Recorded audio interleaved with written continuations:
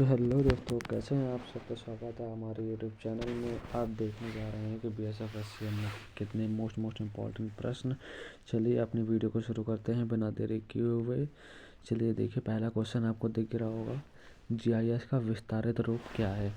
इसमें आपको 4 ऑप्शन देखना है, आपको बताना है कि कौन सा ऑप्शन सही है। तो चलिए ठीक है, मैं बताता हूँ। इसमें आपको देख सबसे इसका जो पहला ऑप्शन है वो बिल्कुल सही है, जोग्राफिकल इंफॉर्मेशन सिस्टम। ये आपका पहला ऑप्शन जो सही है।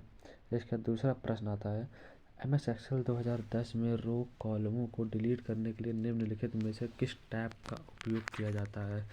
तो जब भी हम अगर किसी रो और कॉलम को डिलीट करना चाहते हैं तो हमें होम टैब का यूज़ करना पड़ेगा। तो इसका ऑप्शन यहीं पर है, दूसरा वाला ऑप्शन इसका सही होता है।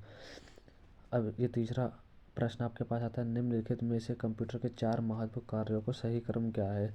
तो सब आपको इसमें ये देखना है कि पहले क्या होता है, पहले प्रोसेस होता है या पहले आउटपुट होता है, या क्या करते हैं पहले कंप्यूटर में। तो पहले कंप्यूटर में हम लोग क्या करते हैं, इनपुट करते हैं, इसके बाद प्रोसेस करते हैं, इसके बाद क्या करते हैं, आउटपुट करते हैं, फिर हम स्टोर करते हैं। तो इसका फोर्थ वाला ऑप्शन बिल्कुल सही हो जाएगा, तो इसमें आप टिक कर दीजिएगा। इसके चौथा ऑप्शन आता है, आपने देखा होगा इमेज में JPEG लिख के आता है, तो JPEG का आपको आज फुल फॉर्म बताना है। तो JPEG का फुल फॉर्म होता है जॉइंट फोटोग्राफिक एक्सपर्ट ग्रुप। तो ये आपको चौथे ऑप्शन में दिख रहा होगा, ये आपको इसमें क्लिक कर लेना है। इसके बाद कंप्यूटर क्षेत्र में OLE का संक्षिप्त रूप है। OLE का इसमें आपको फुल फॉर्म बताना है।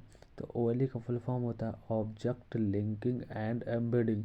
ये आपको चौथे ऑप्शन में दिख रहा होगा, आपका चौथा ऑप्शन बिल्कुल सही हो जाता है। निम्नलिखित में से किस प्रकार के संचार में डेटा को सर्वर से क्लाइंट तक बिना क्लाइंट के अनुरोध के भेजा जा सकता है। तो आपको इसमें ये बताना है कि इसका ऑप्शन कौन सा सही होगा।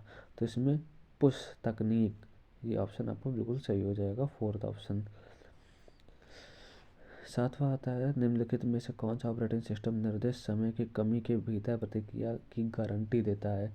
तो इसका जो ऑप्शन हो जाएगा रियल टाइम ऑपरेटिंग सिस्टम। तो यहाँ पर आपका दूसरा ऑप्शन होगा, ये आपका सही हो जाएगा। निम्नलिखित में से कौन सा कमांड ऑपरेटर टाइप की गई सामग्री को प्रिंट करता है। तो आपको आपने भी बहुत सुना होगा, कंट्रोल P होता है और भी होता है, लेकिन इसमें से आज आपको नया देखने को कुछ मिलेगा। तो इसका जो ऑप्शन होता है Ctrl+Shift+F12 से हम लोग क्या कर सकते हैं कि प्रिंट कर सकते हैं किसी भी डॉक्यूमेंट को। ये आपका ऑप्शन सही हो जाएगा। वेब ब्राउज़र का वह कौन सा फीचर है जो उन वेब पेजों की एक सूची रखता है जिन पर आप पहले भी गए हों। तो ये हमारा हिस्ट्री में दिखता है जितनी भी चीज़ें होती हैं। तो आपका पहला ऑप्शन बिल्कुल सही हो जाएगा। अब इसमें आपको मैचिंग बताने के कौन सा सही होगा। Ctrl+N जो होता है वो न्यू पेज के लिए होता है, तो आपको दिख रहा होगा न्यू पेज, न्यू डेटाबेस, पहले का E। तो इसमें ये तीनों ऑप्शन यहाँ पर E दिख रहे होंगे। अब कंट्रोल होता है ओपन करने के लिए, आप ओपन देख लीजिए, यहाँ पर आपको ओपन, यहाँ दूसरे का B में दिख रहा होगा, B ऑप्शन जो ओपन करने के लिए है। और तीसरा ऑप्शन Alt+X। Alt+X क्या होता है, एक्सटर्नल डेटा टैब पर जाएं। तो आपको तीसरे का ए, इसमें आपको ये वाला टिक आंसर कर देना है, इससे आपका ऑप्शन सही हो जाएगा। निम्नलिखित में से कौन सा ऑपरेटिंग सिस्टम C भाषा में लिखा गया है। C भाषा में यूनिक्स लिखा गया है, इसमें आपका तीसरा ऑप्शन सही हो जाएगा। MS वर्ड में सुपर स्क्रिप्ट बनाने के लिए शॉर्टकट की क्या होती है। तो इसकी शॉर्टकट की होती है Ctrl+Shift++। तो ये वाला चौथा ऑप्शन आपका बिल्कुल सही हो जाएगा। MS एक्सेल 2010 में प्रोग्राम सेटिंग बदलने का विकल्प किस में पाया जाता है। तो अगर हम किसी प्रोग्रामों का सेटिंग बदलनी है MS एक्सेल में, तो हम लोग होम टैब फाइल टैब पर जाते हैं, जो आपका चौथा ऑप्शन में दिख रहा होगा। किसी ब्राउज़र का उपयोग करके वेब पेज का पता लगाने के लिए आपको ब्राउज़र के एड्रेस या लोकेशन बार में उसका क्या टाइप करना पड़ेगा, बताइए। हम लोग को इसका URL टाइप करना पड़ेगा, ये आपका बिल्कुल सही हो जाएगा। 0 और 1 बिट्स बाइनरी के लंबे अनुक्रम वाले कंप्यूटर की मुख्य भाषा को क्या कहते हैं।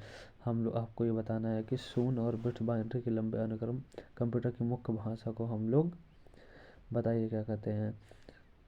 मशीनी भाषा कहते हैं। माइक्रोसॉफ्ट वर्ड के संबंध में निम्नलिखित में से कौन सा कथन गलत है, ये आपको बताना है इनमें से कौन सा गलत है। तो इसमें आपको तीसरा ऑप्शन देखा होगा, प्रत्येक डॉक्यूमेंट में एक ड्रॉप कैप होना चाहिए, ये बिल्कुल आपको गलत है। इसमें विंडोज सिस्टम में डैश विंडो वह स्थान है जहां आप अपने डेस्कटॉप के रूप को बदल सकते हैं और उसे महसूस करते हैं। तो यह है पर्सनलाइज में हम जाके किसी भी इमेज को या किसी भी चीज़ को बदल सकते हैं। माइक्रोसॉफ्ट वर्ड में कंट्रोल डब्ल्यू का उपयोग क्या है? कंट्रोल डब्ल्यू को हम लोग डॉक्यूमेंट बंद करने के लिए करते हैं। ये आपको चौथे ऑप्शन में दिख रहा होगा, ये बिल्कुल सही जवाब है आपका। माइक्रोसॉफ्ट एक्सेल में दी गई पंक्ति के ऊपर एक नई पंक्ति जोड़ने के लिए कीबोर्ड शॉर्टकट क्या है? तो आपको अगर कभी भी एक्सेल में कोई भी अगर रो या कॉलम जोड़नी है तो आपको Alt plus I plus R को दबाना होगा, आपकी एक नई पंक्ति आ जाएगी। डैश कंप्यूटर बड़ी संस्था जैसे बीमा कंपनी, बैंकों में प्रयोग किए जाते हैं जहां कई लोगों को बार बार वही आंकड़े प्राप्त होते हैं। ये ऐसे कौन से कंप्यूटर जो बड़ी बड़ी संस्थाओं में यूज करते हैं? मेन फ्रेम कंप्यूटर जो होता है वो ऐसे संस्थानों में यूज होता है। यह आज का लास्ट क्वेश्चन था। चलिए मिलते हैं अगली वीडियो में। Bye bye.